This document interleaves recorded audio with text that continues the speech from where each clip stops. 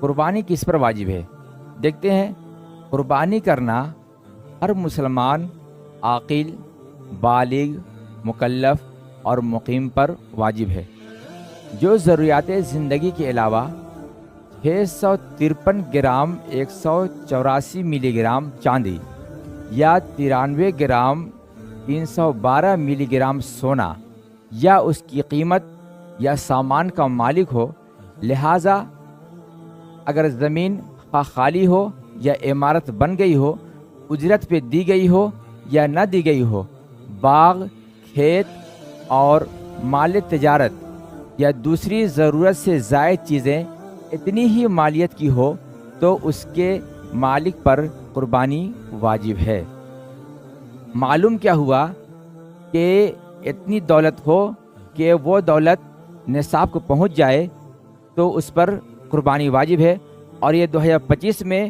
وہ جو مقدار ہے وہ صرف 65,000 روپیہ ہے کہ اگر 65,000 روپے کی قیمت کے برابر کسی کے پاس سونے چاندی یا پھر کیش کی صورت میں ہو تو پھر اس پر قربانی واجب ہو جائے گی۔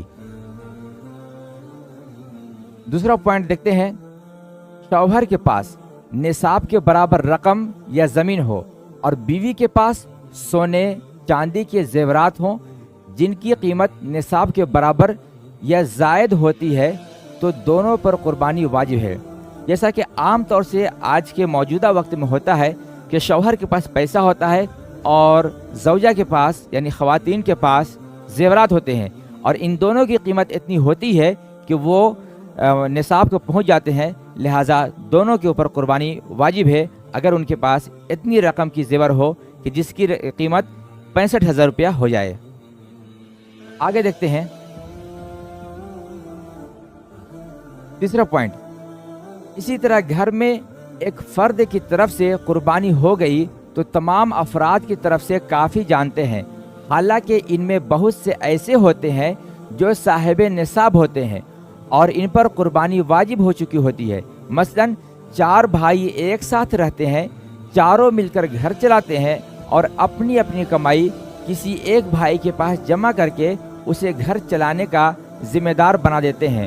اور ان کے پاس مجموعی رقم یا زمین وغیرہ اتنی ہوتی ہے کہ اگر چاروں میں تقسیم کر دیا جائے تو سب صاحب نصاب ہو جائیں گے، لہٰذا ایسی صورت میں ہر فرد پر قربانی واجب ہوگی۔ معلوم کیا ہوا کہ اگر کسی کے پاس اتنی رقم ہے کہ اسے 4 لوگوں میں تقسیم کر دیا جائے تو چاروں لوگوں کو 65,000 روپیہ مل جائے گا، تو پھر چاروں بھائی پر قربانی واجب ہے، اگرچہ گھر میں ابھی مالک ایک ہے۔ آگے دیکھتے ہیں، جس پر قربانی واجب ہے وہ اپنے ہی نام سے قربانی کرائے۔ ہاں، اگر حضور صلی اللہ علیہ وآلہ وسلم ماں باپ، بھائی بہن، بیوی، اولاد یا گھر کے کسی مردے کے نام سے کرنا چاہے تو اس کے لیے الگ سے قربانی میں ایک حصہ لے۔ ایسا نہیں ہے کہ اپنے نام سے قربانی نہ کرے اور دوسرے کے نام سے کرے، لہٰذا اگر اوروں کے نام سے کرنا ہے تو ایک اپنا حصہ بھی رکھے اور پھر جن کے نام سے کرنا ہے ان کے طرف سے بھی ایک حصہ اپنے حصہ کے علاوہ رکھے۔ آگے دیکھتے ہیں، اور اگر یہ سب لوگ مالک نصاب ہوں تو ان تمام پر قربانی واجب ہے، وگرنہ گناہگار ہوں گے۔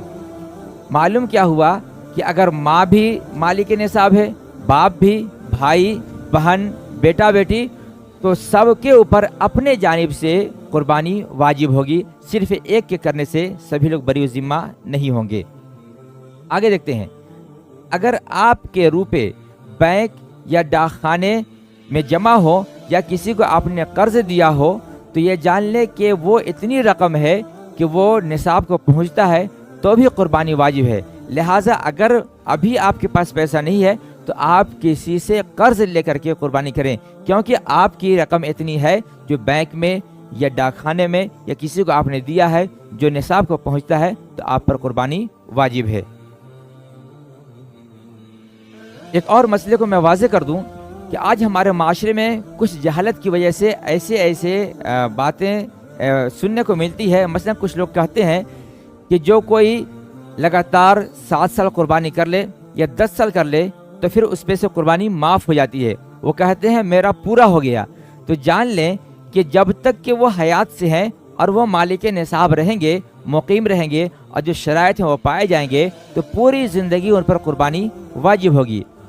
اسی طرح کچھ لوگ ایسا کرتے ہیں کہ ایک سال اپنے نام سے قربانی کراتے ہیں، دوسرے سال اپنی بیوی کے نام سے کراتے ہیں، اور یہی سلسلہ چلتا رہتا ہے۔ تو جان لیں اگر دونوں مالک نصاب ہیں تو دونوں کے نام سے ہر سال قربانی کرنا واجب ہے۔ اس لیے خیال رکھیں ایسا نہ ہو کہ آپ قربانی چھوڑ رہے ہوں جس کی وجہ سے گناہ گار ہو رہے ہوں۔ اور میں آخر میں بتا دوں کہ اگر کسی نے کبھی ایسا کیا ہے کہ اس نے غلطی سے قربانی چھوڑ دی، اگر وہ مالک نصاب ہوتے ہوئے بھی، تو اس کا یہ طریقہ ہے کہ وہ کسی ایک متوسط خصی یا بکری کی قیمت کو صدقہ کرے ہر قربانی کے بدلے میں، یعنی جتنی قربانی چھوڑا ہے اتنی خصی کی قیمت یا بکری کی قیمت کو صدقہ کرے، تب وہ بری ذمہ ہوگا اور اسے گناہ معاف ہوں گے۔ آج کے لیے اتنا ہی، پھر انشاءاللہ بہت جلد آگے کے مسائل بیان کیے جائیں گے۔